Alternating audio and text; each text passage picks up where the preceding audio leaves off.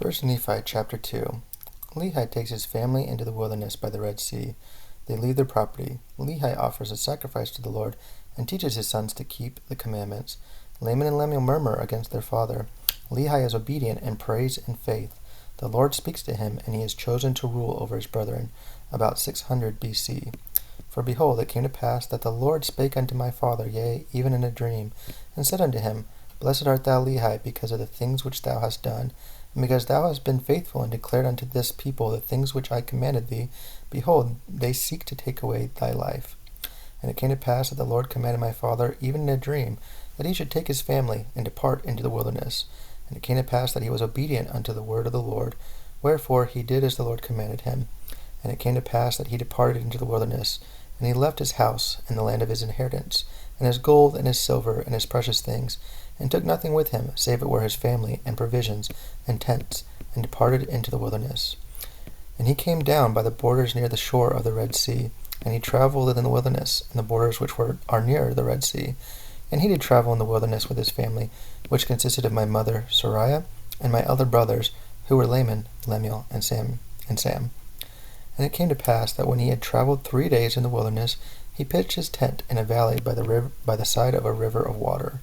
And it came to pass that he built an altar of stones, and made an offering unto the Lord, and gave thanks unto the Lord our God. And it came to pass that he called the name of the river Laman, and it emptied into the Red Sea, and the valley was in the borders near the mouth thereof. And when my father saw that the waters of the river emptied into the fountain of the Red Sea, he spake unto Laman, saying, O that thou mightest be like unto this river, continually running into the fountain of all righteousness. And he also spake unto Lemuel, O that thou mightest be like unto this valley, firm and steadfast and immovable, in keeping the commandments of the Lord.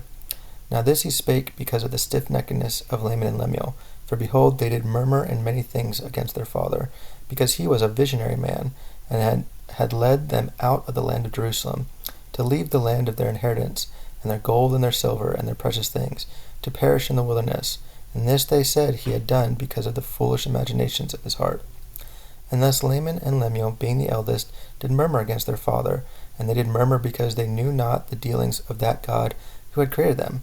Neither did they believe that Jerusalem, that great city, could be destroyed, according to the words of the prophets.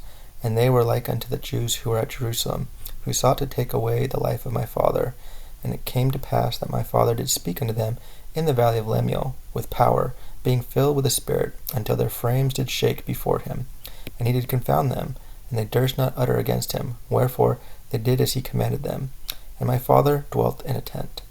And it came to pass that I, Nephi, being exceedingly young, nevertheless being large in stature, and having great desires to know of the mysteries of God, wherefore I did cry unto the Lord, and behold, he did visit me, and did soften my heart, that I did believe all the words which had been spoken by my father, wherefore I did not rebel against him, like unto my brothers.